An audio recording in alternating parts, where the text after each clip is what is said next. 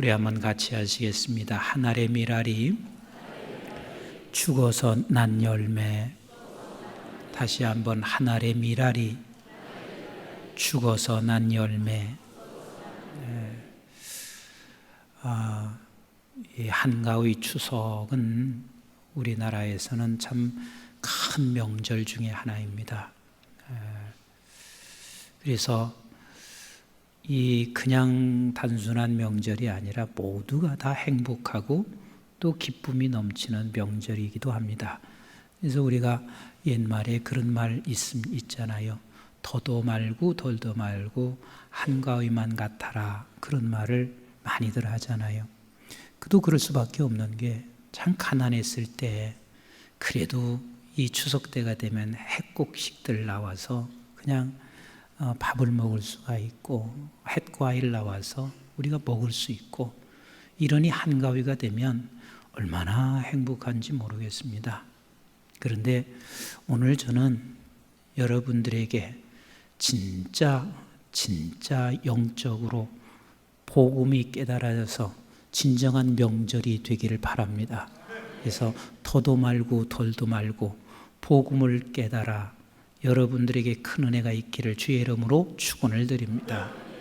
자, 오늘 본문 말씀은 우리가 본문 말씀을 많이 듣습니다. 그러다가 본문 말씀을 듣는 중에 때로는 우리가 이게 부담이 될 수 있어요.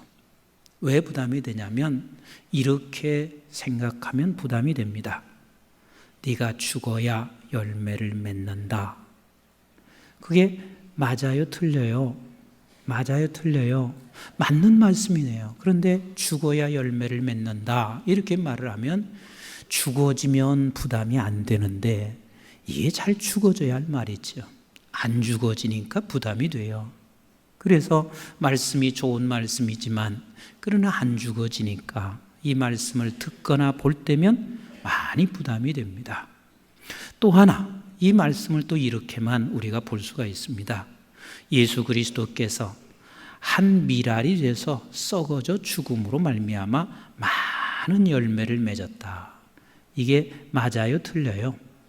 맞았으면 왜 아멘 안 하세요? 예수님이 죽어지심으로 말미암아 많은 열매를 맺었다. 이 말씀을 들으면 그래서 예수님이 죽으심으로 말미암아 내가 구원이라고 하는 열매를 맺었다. 또 이렇게만 생각을 할 수가 있습니다. 맞는 말씀인데, 그러나 오늘 이 12장 24절 말씀, 요 한 말씀의 핵심을 주기 위해서 어쩌면 요한복음 1장에서부터 11장까지 그렇게 말씀하셨는지 모르겠어요. 그러면 이것에 대한 결론을 제가 결론부터 얘기할게요. 이 말씀은 구원에 관한 문제이기도 하고 그런 감격이기도 하지만 더 큰 감격이 있습니다. 더 큰 기쁨이 있습니다. 그게 뭐냐면 우리는 예수 그리스도를 닮았다는 거예요. 예수 그리스도와 같이 됐다는 이야기예요. 이게 같이 됐다 그러니까 우리는 이렇게 생각할 수 있어요. 이제부터는 예수님하고 맘먹으면 되겠구나, 이렇게 생각할 수 있습니다. 그런 의미가 아니에요. 우리가 보통 우리의 부모님을 닮아요, 안 닮아요? 닮습니다. 그래서 어떤 경우는 이렇게 지나가다 보면 어쩌면 똑같이 아버지하고 똑같은지 몰라요. 가끔 우리 집에서도 애들이 전화를 받으면 그런데요. 임 목사님 아니세요? 그런데 임 목사님이 아들이지. 그런데 임 목사님 아니세요? 하고 인사를 한다는 거예요. 이게 목소리까지도 그렇게 닮았습니다. 근데 자식이 부모를 닮았다고 해서 부모하고 맘먹나요? 맘먹지 않잖아요. 그러니까 주님은 분명히 우리는 닮았고 주님과 같아요. 그런데 우리 주님은 조물주시고 그러나 우리는 피조물이라는 관계만큼은 우리는 잊지 말고, 그러나 분명한 것은 우리는 예수님과 같은 존재가 됐습니다. 이렇게 닮아졌다 그 말입니다. 제가 며칠 전이었습니다. 집사람이 저를 보고 그래요. 목사님, 옥상에 좀 한번 올라가세요. 그래서 왜? 그랬더니 옥상의 세상에 메론이 하여튼 이 멜론이 열렸는데 얼마나 벌써 컸는지 몰라요. 옥상에 올라가 보세요. 근데 요즘은 올라가라면 올라가야 돼요. 이게 안 올라가면 문제가 생겨. 막 끌고라도 올라갈 거란 말이에요. 그래서 옥상에 같이 올라가 봤어요. 그랬더니 진짜 멜론이 이렇게 이만하게 탐스럽게 하나가 딱 맺혔어요. 그래서 당신 이거 심었어? 당신은 농촌에서 살지도 않았는데 이거 어떻게 심었나? 그랬더니 집사람이 하는 얘기가 아니요.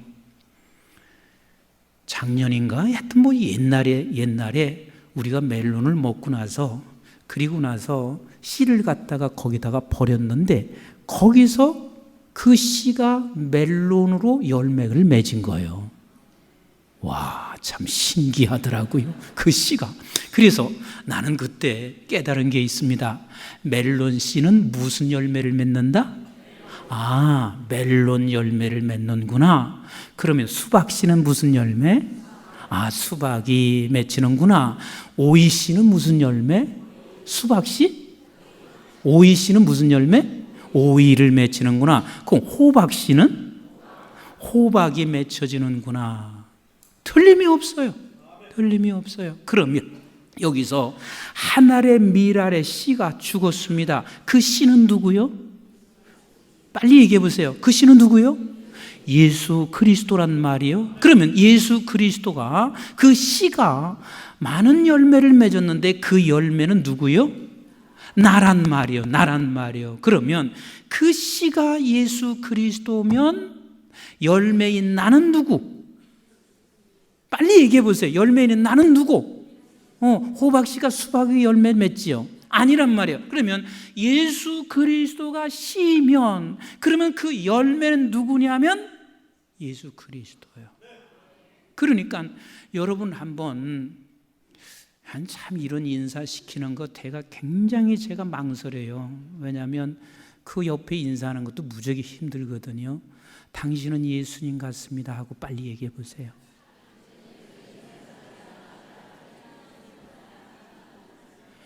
그냥 말로만 예수님 같은 게 아니라 진짜 예수님으로 보셔야지. 네? 진짜 예수님으로. 자, 다시 한번 시작.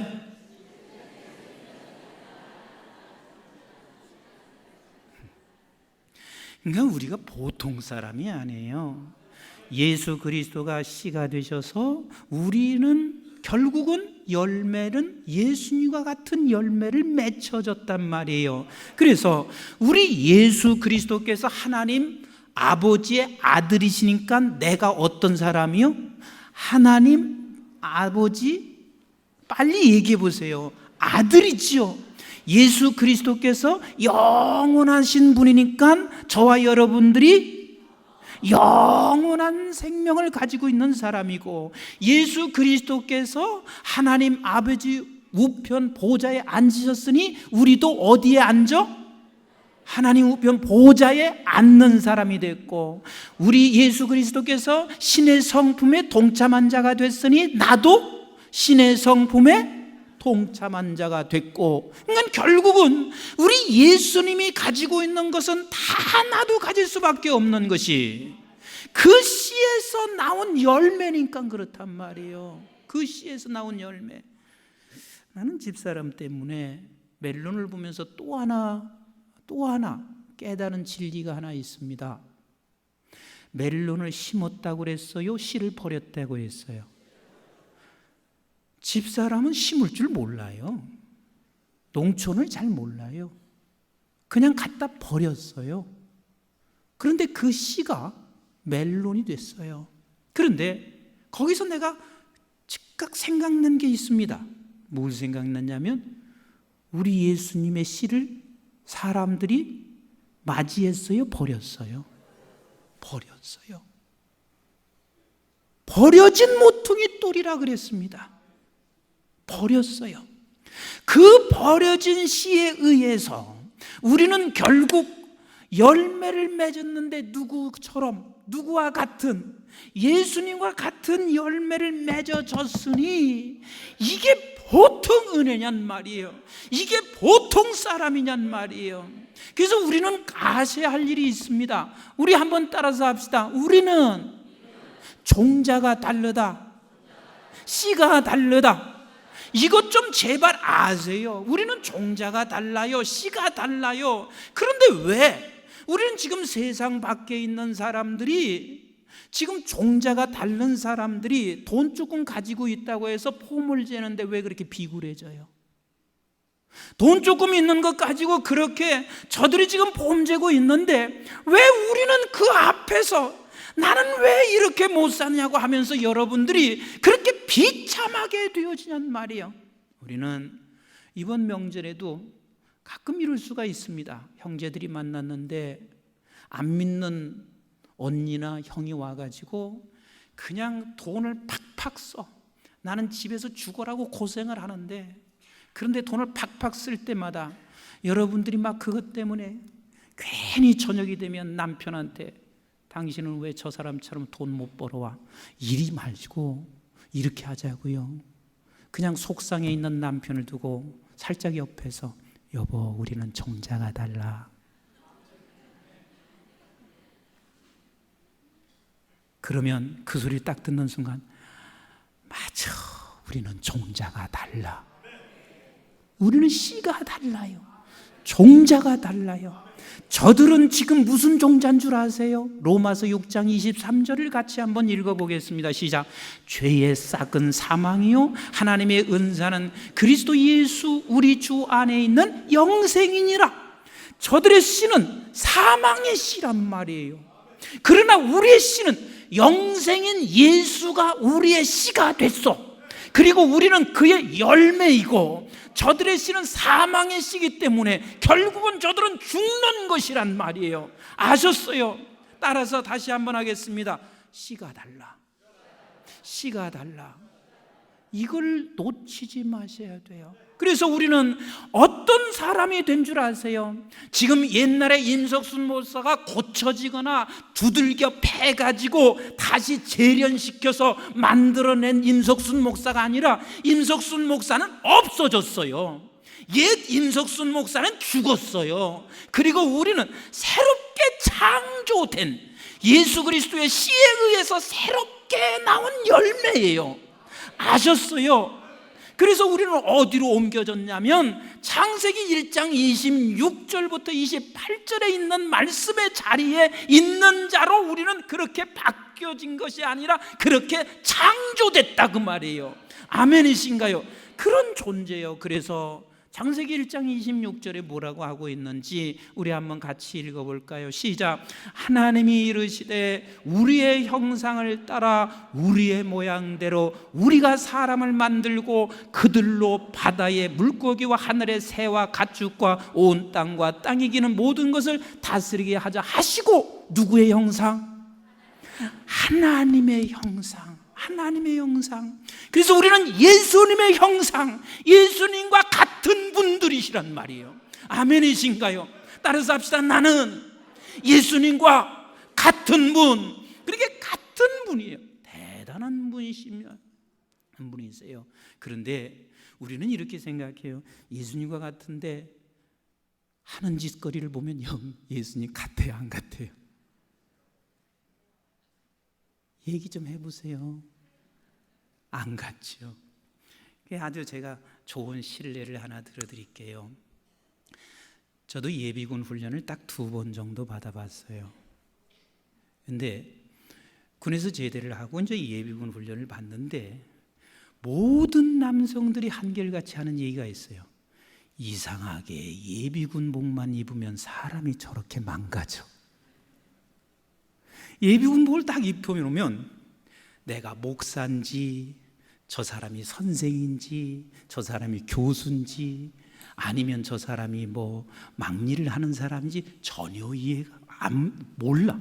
그래서 예비군복을 딱 입혀놓으면요, 아니 그렇게 예비군복을 입지 않았을 때는 사람이, 점잖았던 사람이, 여자가 늘씬한 여자가 지나가면 한결같이 저 여자 좀 쳐다봐 그러면서 한결같이 그 짓 하고 있어요. 왜 예비군복만 입혀놓으면 그런지 잘 모르겠어요. 근데 예비군복을 입고도 임석순 목사가 어떻게 해야 되냐면, 광진구 예비군들이 모였어요. 그러면 광진구 예비군들이 모이면 임석순 목사를 아는 사람이 있을까요? 없을까요? 많지요. 우리 한국중앙교회 교인도 아마 예비군복을 입고 틀림없이 훈련을 받을 수 있을 거란 말이에요. 그러면 내가 예비군복을 입었으니까 나는 목사라는 딱지를 떼어버리고 나는 예비군이야, 그렇게 하고 똑같다고 생각하고 내가 만약에 그렇게 한다고 해보세요. 그러면 큰일 나요. 예비군복을 입었어도 내가 뭐라고 생각해야 하냐면, 나는 한국중앙교회 담임 목사예요.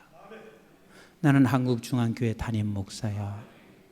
나는 한국중앙교회 성가대 대원이야. 이것을 잊지 말아야 되거든요. 그런데 육신이라고 하는 것은 옷하고 똑같아. 옷하고 똑같아.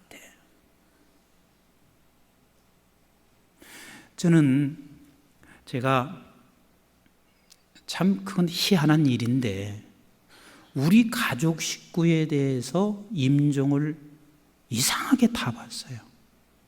할아버님도 제가 외지에서 고등학교 다니는데 잠깐 연락이 와서 내려가서 마지막 할아버님 임종을 제가 보았고, 할머님도 제가 독일에서 유학할 때인데 독일에서 비행기 타고 넘어와서 잠시 있는 동안 그때 돌아가셨어요. 그래서 임종을 보았고, 저희 아버님도 사실은 그때는 막 주야간 뛰면서 바쁠 때였었는데, 아버님 돌아가실 때도 제가 옆에서 있는 동안 아버님이 돌아가셨고, 그리고 저희 작은 아버님도 잠시 병문안 갔다가 거기서 제가 임종을 보았어요.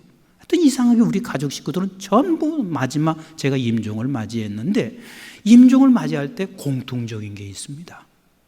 목에 뭔가 걸려 있는 것처럼 숨을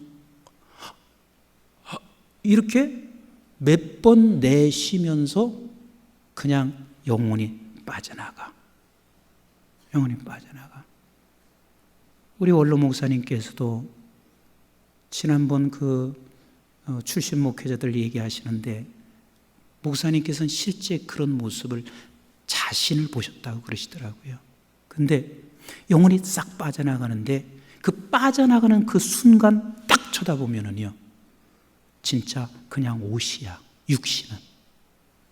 이게 똑같은 우리가 예비군복을 입은 것처럼 똑같은 그냥 육신일 뿐이에요. 헌옷 같아. 그리고 그때부터는 딱 쳐다보면은요, 보고 싶지가 않아요.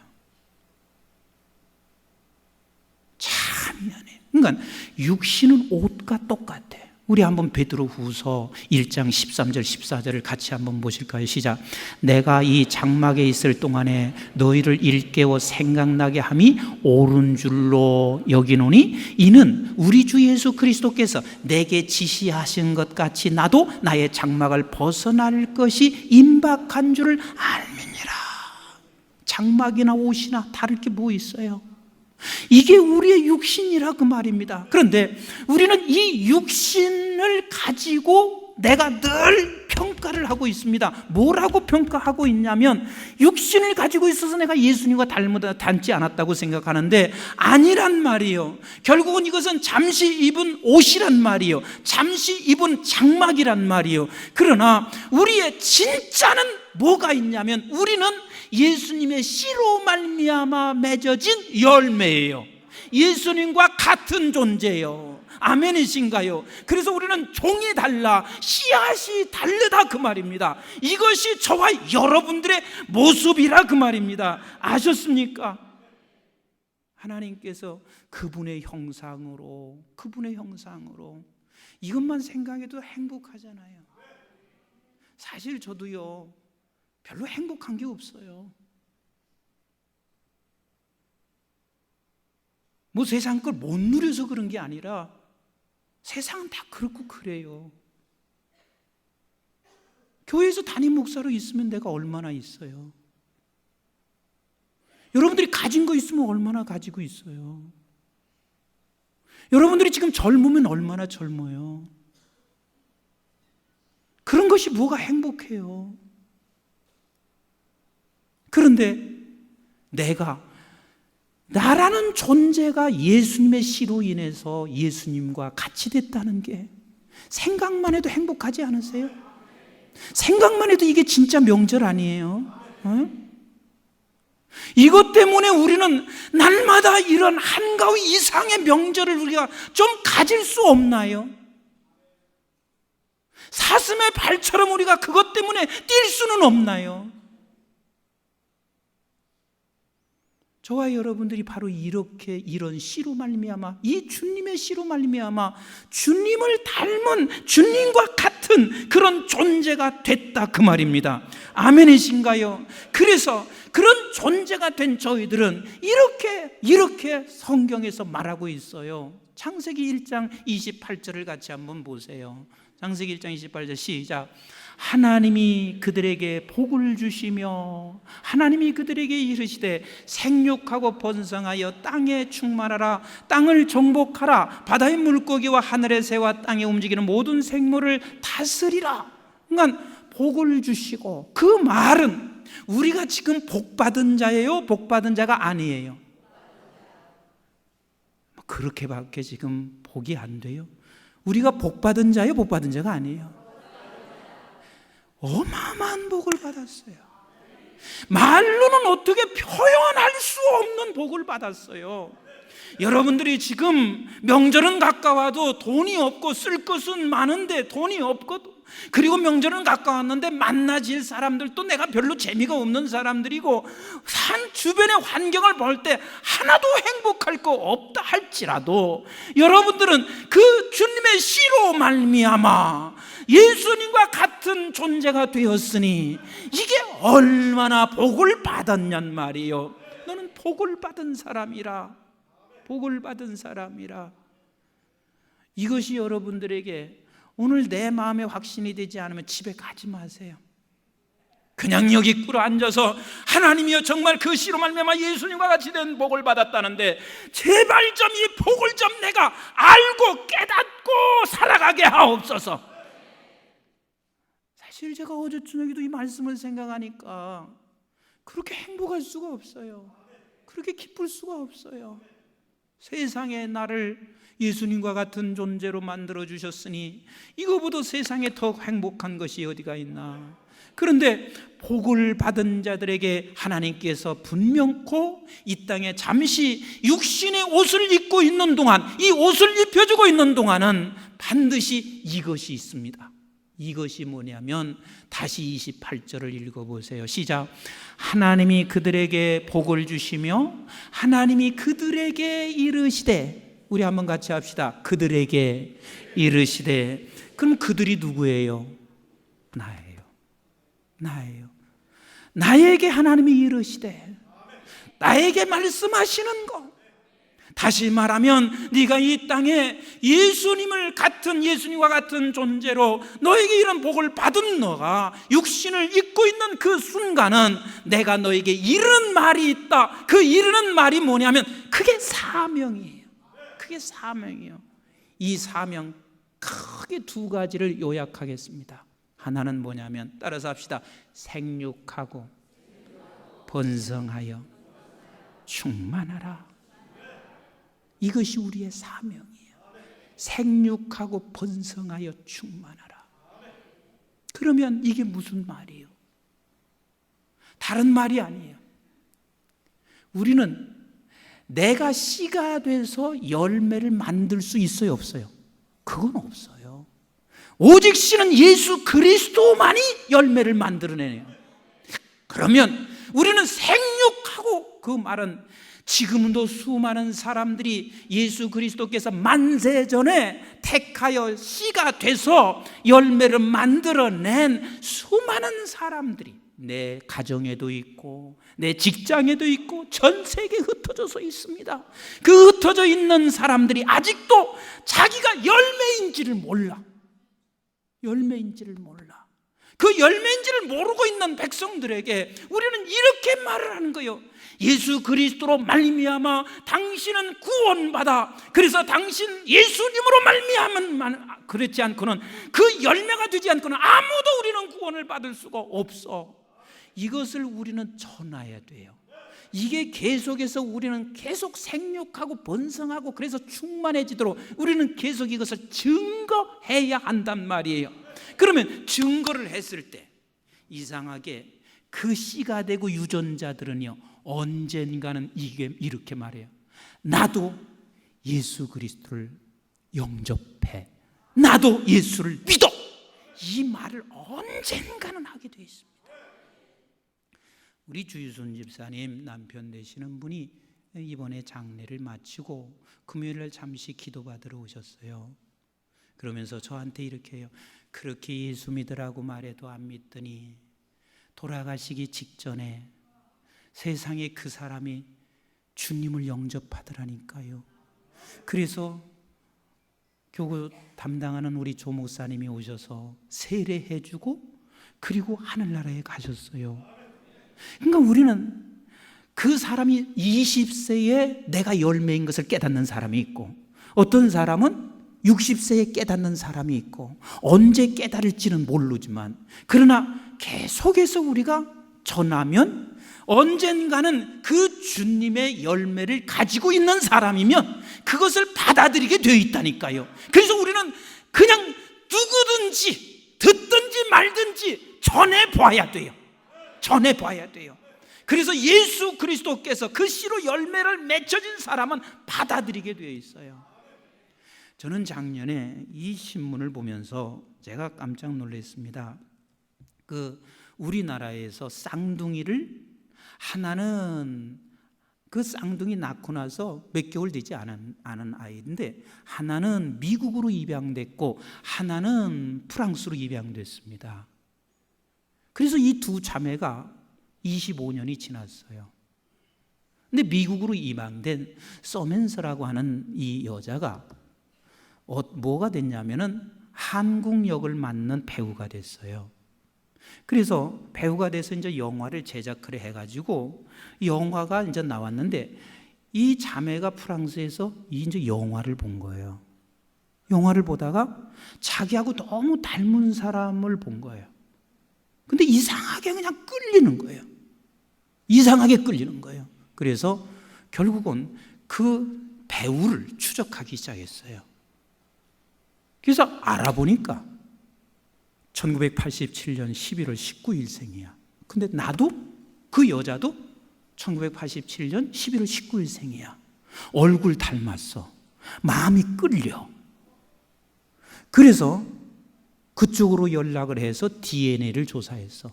그랬더니 자기 자매야. 그래서 작년에 만났어요. 그러니까 우리는 예수님이 씨가 돼서 열매로 맺혀진 사람들은 반드시 나중에는 알게 되어 있어요. 왜? 같은 종이니까.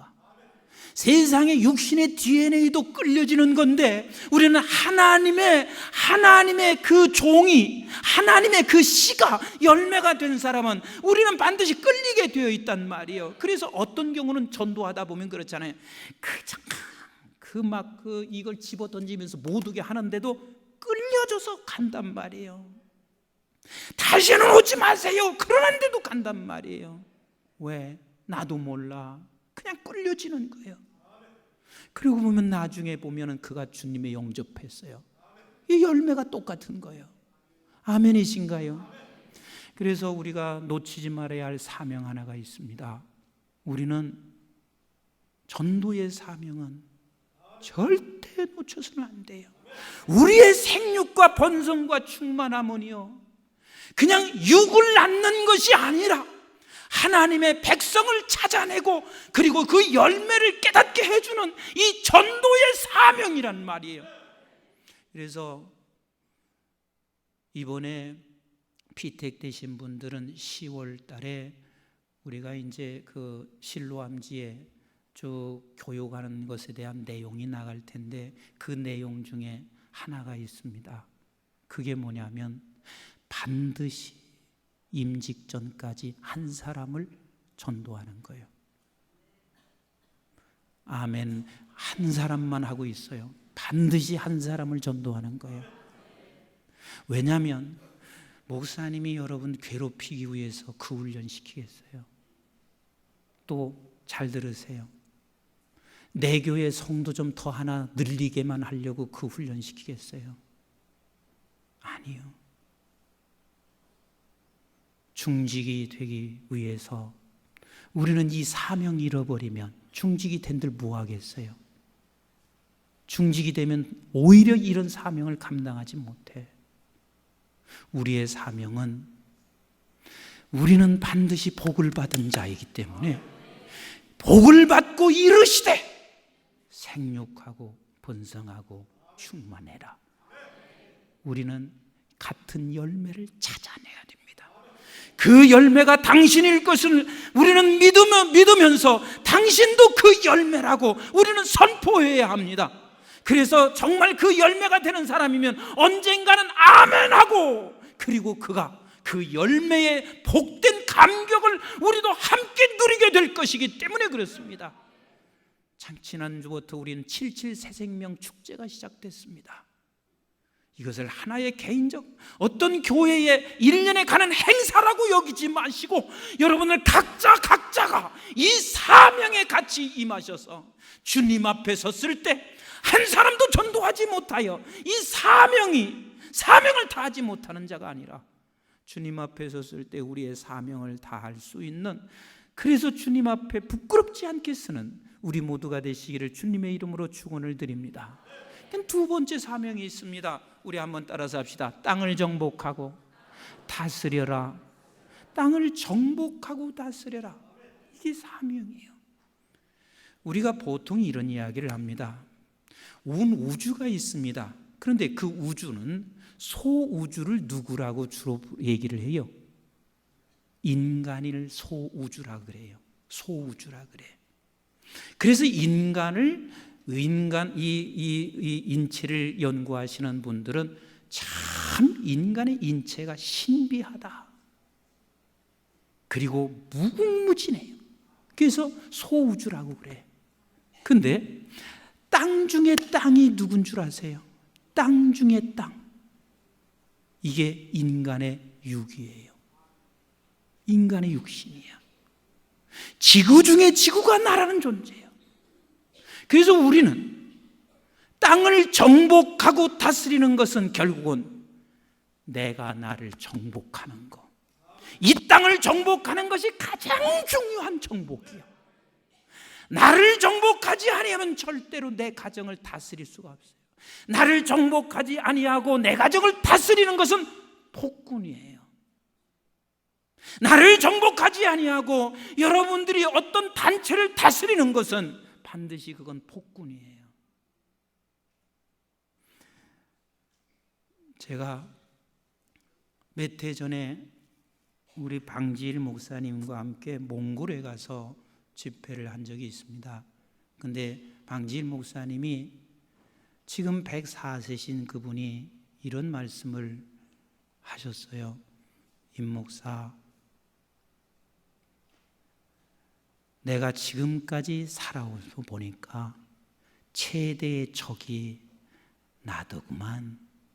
최대의 적이 나더구만.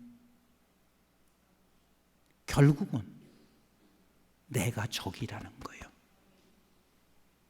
그러니 끝까지 우리가, 나라는 육신이 내가 적이에요. 그래서 이 적과 싸워서 우리는 정복을 해야 돼. 내가 정복해야 돼. 그리고 다스려야 그때 진정한 하나님이 원하는 다스림이 될 수가 있는 것이지, 나를 정복하지 아니하고 다스리기만 하면 모두 다 그냥 무릎 꿇는 것 같지만 무릎 꿇는 게 아니에요.